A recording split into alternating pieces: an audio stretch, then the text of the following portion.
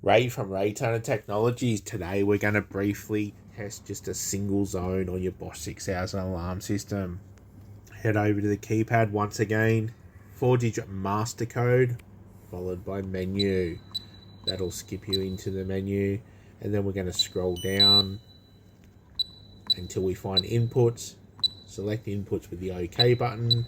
Go to input testing, again using the OK button, and you'll see some options there. Walk test a single zone, press OK, and then just choose your zone that you want to walk test.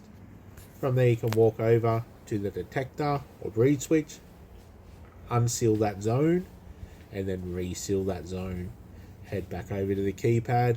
Once that zone's opened and closed, you'll see that it'll come up showing you that you've completed testing.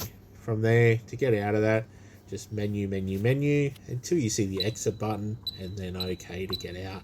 Have a great day. Scan the QR code if you need any assistance.